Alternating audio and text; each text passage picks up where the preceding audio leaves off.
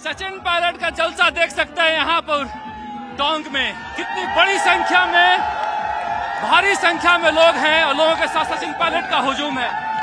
सचिन पायलट जी, 2018 का वो दिन याद आता है जब इसी तरह जलसे में आप निकले थे। लगता है 5 साल बीते ही नहीं, अभी का हालत याद आ रही मेरे को। 5 साल पहले भी मैं यहाँ पर नामांकन बनने आया था और लोगों का प्यार और आशीर्वाद लगातार बढ़ रहा है। मैं इसके लिए सबका बहुत बहुत दिल से कायल हूँ, आभारी हूँ। क्या लगता है टोंक में इस बार, पिछली बार 54,000 रहा था, इस बार? मुझे लगता है इस बार कांग्रेस पार्टी की मजबूत जीत होगी। मैं नहीं जानता हूँ भाजपा का कौन प्रत्याशी होगा, लेकिन जो विकास के काम हम लोगों ने कराए हैं, जो अमन चैन के यहाँ पर कई बिसात बिछाई है, मुझे लगता है लोग खुश हैं। मतदाता कांग्रेस पार्टी के पक्ष में मतदान करेंगे। पिछली बार आप मुख्यमंत्री के उम्मीदवार के रूप में आए थे, इस बार एमएलए के रूप में आए हैं, क्या परिवर्तन दिखाई दे रहा है? कांग्रेस में कभी कोई उम्मीदवार सीएम का कोई घोषित नहीं होता, हमेशा बहुमत आने के बाद विधायक तय करते हैं और पार्टी का लीडरशिप तय करती है कि कौन नेता बनेगा। अब तो हम सब चुनाव लड़ रहे हैं बहुमत लाने के लिए। अच्छा, एक चीज जानना चाहूंगा, ये लोग जो ये नाचते गाते आई लव यू नारे लगाते हैं, ये क्या विटामिन है इनका, क्यों आते हैं आपके पास? ये मेरा विटामिन है। लोगों का प्यार है और जो भावना है, जो जोश है, मैं समझता हूँ हर राजनीतिक कार्यकर्ता के लिए ये संजीवनी होता है।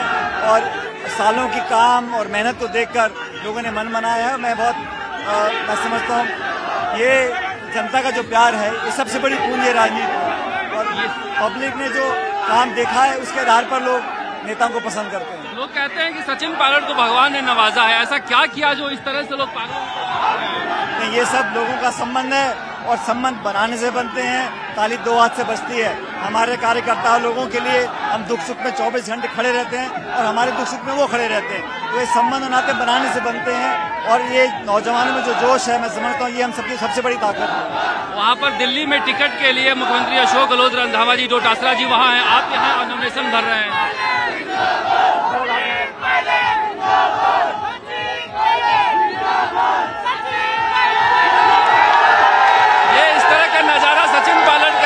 होता है, ये देख रहे हैं समुद्र जैसा उत्साह है लोगों में। ये टिकटों को लेकर जो मीटिंग हो रही है, आप यहाँ हैं, वो पार्टी का काम है। जो सुझाव मुझसे मांगे थे मैंने सुझाव दिए हैं। मैंने हमेशा कोशिश करी है कि नौजवानों को मौका मिलना चाहिए। जो लोग जनता के बीच में बहुत लंबे समय से रह गए, अब नौजवानों को मौका मिलना चाहिए। मैं बार बार कहता हूँ ये पार्टी का निर्णय है, अंतिम किसको टिकट दिया जाएगा, जिसको भी टिकट मिलेगा पार्टी के कार्यकर्ता उसके लिए काम करेंगे। बहुत सारे समर्थक हैं आपको, थोड़ा मायूस भी दिखाई दे रहे हैं, नामों में देरी हो रही है। अब ये पार्टी का निर्णय है। जो सुझाव मुझसे मांगे गए थे पूरे प्रदेश भर में मैंने सुझाव दिए हैं। बार बार कह रहा हूँ कि कमजोर जो व्यक्ति हैं, जो किसान वर्ग के हैं, जो नौजवान कार्यकर्ता हैं, उनको मौका मिलना चाहिए। मुझे पूरी उम्मीद है कि कांग्रेस पार्टी उसी रास्ते पर चलेगी। जो आपके चाहने वाले उन्हें कुछ कहना चाहेंगे जिन्हें टिकट नहीं मिल रहा है? नहीं, ऐसा कुछ नहीं है। टिकट मिलना ना मिलना पार्टी का निर्णय है। पार्टी का सर्वे होता है, फीडबैक होता है, नेताओं की सलाह होती है और कभी कभी सर्कमस्टांसेस भी होते हैं। मुझे लगता है कि सबको मिलकर पार्टी की मदद करनी चाहिए। टिकट एक व्यक्ति को मिलता है, लेकिन पूरी ताकत के साथ पार्टी बहुमत की तरफ बढ़े, ये हम सबकी जिम्मेदारी होनी चाहिए। यहाँ नारे लग रहे हैं कि हमारा मुख्यमंत्री कैसा हो, सचिन पायलट जैसा हो। लोगों की भावना हो सकती है, लेकिन मुख्यमंत्री कौन, मुख्यमंत्री या प्रधानमंत्री कौन बनता है, ये विधायक दल के नेता तय करते हैं। मैं बार बार कह रहा हूँ, हम कई बार चुनाव हारे हैं। एक बार हम 20 पे रह गए थे, 50 पे रह गए थे। इस बार पहली बार मौका मिला है जब बहुमत में हमारी सरकार है पार्टी की। हम चाहते हैं हमारी सरकार दोबारा रिपीट हो, लेकिन कौन किस पद पे बैठेगा इसका निर्णय किसी नारे से नहीं होगा। छोटे छोटे बच्चे भी आपको अभिवादन करने के लिए खिड़कियों से देख रहे हैं। मैं कहना चाह रहा था कि कौन किस पद पे बैठेगा इसका निर्णय जीतने के बाद विधायक दल के सभी सदस्य और कांग्रेस का नेतृत्व करेगा।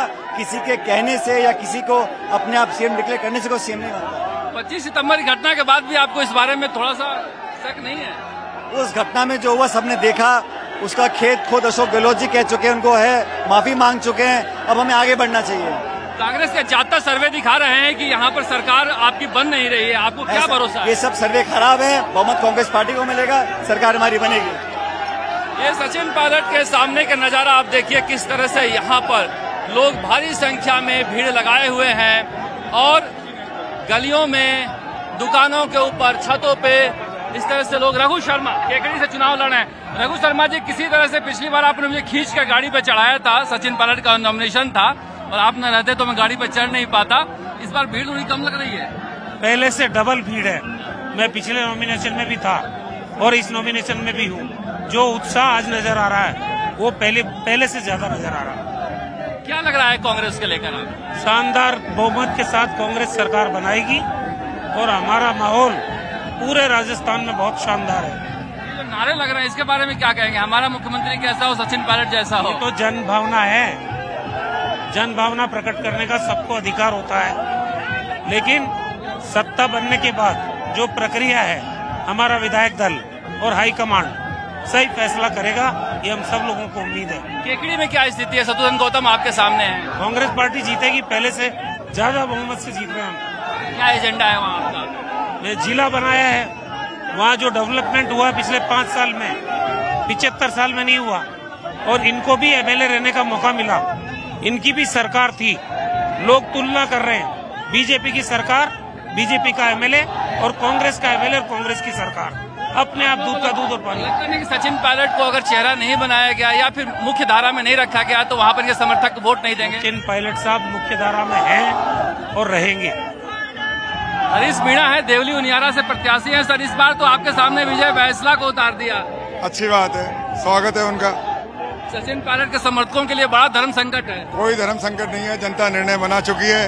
अच्छे लोगों को, स्वच्छ लोगों को जिताएंगे, और जो हिंसा फैलाते हैं, नफरत फैलाते हैं, उनका कोई स्थान नहीं है राजनीति में। विजय बैंसला जो बीजेपी में रहते हुए 4.5 साल कांग्रेस के साथ रहे और इस बार टिकट ले लिए बीजेपी से, तो लगता है कांग्रेस में भी सपोर्टर हैं उनके। मैं ये नहीं कह पाऊंगा कौन कहाँ उनके सपोर्टर है, पर राजस्थान की जनता, देवली उनियारा की जनता नहीं, पूरे राजस्थान की जनता, वो जनता ये जानती है कौन अच्छा है, कौन सकारात्मक सोच का आदमी है, कौन सबको साथ लेके चलता है, कौन नफरत फैलाता है, कौन द्वेष फैलाता है। लोग सबको गुणवत्ता को ध्यान में रख के फैसला करेंगे, और मैं आशा करता हूँ कांग्रेस को भारी सफलता मिलेगी। देवली उनियारा में क्या है जो जिसके बूते आप वोट मांग रहे हैं अपने लिए? हम 5 साल के हमारे विकास पे, सरकार की कल्याणकारी नीतियों के आधार पे, समस्त समाज का भाईचारे के उसके आधार पे, और जनता जानती है कि कांग्रेस किस चीज के प्रतीक है और सामने वाला जो प्रतिद्वंदी है वो किस चीज का प्रतीक है। उनको देवली उनियारा ही नहीं, पूरा हिंदुस्तान जानता है उनके क्रियाकलापों को, और वोट देते टाइम ध्यान रखेगा। धर्मेंद्र राठौड़ के दोस्त हैं, वो इसलिए कर रहे हूँ कि आपको खतरा कांग्रेस पार्टी से भी है। फैसला राजस्थान की जनता करेगी, देवली उनियारा की जनता करेगी, और यहाँ सिर्फ वही चलेगा जो अच्छा है, वो आगे निकलेगा, यही मैं आशा करता हूँ। राकेश पारिक भी हैं, और आप दोबारा चुनाव पर लड़ने जा रहे हैं। आपका तो एक ही एजेंडा है, सचिन पायलट। देखिए, सचिन पायलट को एजेंडा है ही। पायलट साहब की मेहरबानी है कि दोबारा मैं विधायक का चुनाव लड़ रहा हूं, लेकिन मैंने 5 साल तक पूरे मसूदा विधानसभा क्षेत्र को अपना परिवार मानते हुए उनकी सेवा की है। मुझे विश्वास है कि मेरे द्वारा कराए गए विकास कार्य, मेरे द्वारा किए गए कामों के ऊपर 36 कौम की जो सेवा की है, उसके आशीर्वाद के बल पर मुझे कांग्रेस के कार्यकर्ता भारी बहुमत से जिताएंगे, ऐसे मुझे आशा है। ये उम्मीद है इनको, राकेश पारिक को।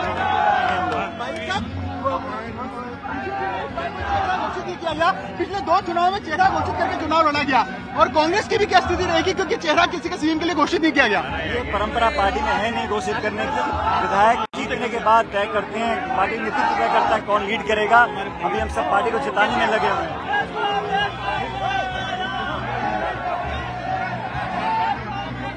ये स्थिति है, यहाँ पर देख सकते हैं किस तरह से सचिन पायलट के जलवे के ऊपर जी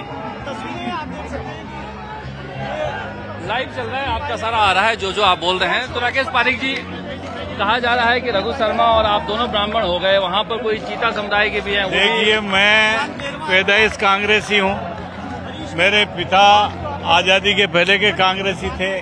हम कांग्रेस के सिपाही हैं, इसलिए कांग्रेस पार्टी ने हमें टिकट दिया है। यहाँ पर तो तस्वीरें रघु जी आप बताएं सर कि अब यहाँ पर उसके आधार पर लोग आज हमारे साथ मीडिया से बातचीत करते जा रहे हैं। बड़ी विनम्रता से मैं कहना चाहता हूँ कि जनता का ये जो आशीर्वाद मिल रहा है ये मेरे लिए बहुत बड़े आशीर्वाद की है। पेपर लीक जैसा मुद्दा आपने उठाया सर, अब ये बड़ा इशू बन चुका है। पेपर लीक वाला मामले में अब तक क्या रहा, क्योंकि बड़ा इशू है, लगातार बीजेपी इसको उठा रही है। मैंने पहले भी कहा था ये जनता का इशू है, इसमें मैं समझता हूँ, मैंने पहले भी आपको रखा, आज भी रख रहा हूँ कि बच्चों के, लड़के लड़कियों के भविष्य के साथ तो खिलवाड़ नहीं कर सकता, और अगर कोई करता है इस पर सख्त कार्रवाई होनी भी चाहिए।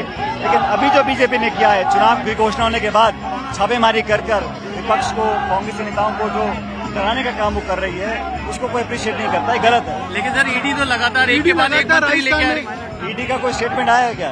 ईडी ने कोई वक्तव्य दिया है? तो कार्रवाई ईडी करती है और जवाब बीजेपी देती है, ये कहाँ की परंपरा है? आपको लगता है ईडी का मिसयूज किया गया है? केजरीवाल के यहाँ भी गई है सर, नोटिस दिया गया है सर केजरीवाल को भी नोटिस दिया गया।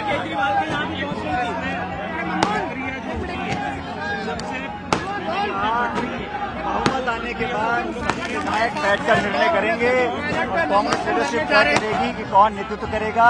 अभी हम सबका ध्यान और फोकस होना चाहिए चुनाव जीतने के लिए। पायलट साहब, बड़ा सवाल ये है, पिछली बार एक 70 लाख पिछली बार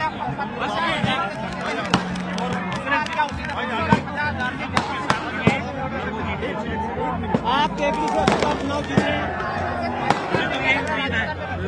फैसला जनता को करना है। 5 साल जो विकास किया है राजस्थान में कैंपेन में करें, क्या उससे पहले 5 साल वही बीजेपी के एमएलए थे और वही बीजेपी की सरकार थी। चलो उतर जाओ, उतर जाओ।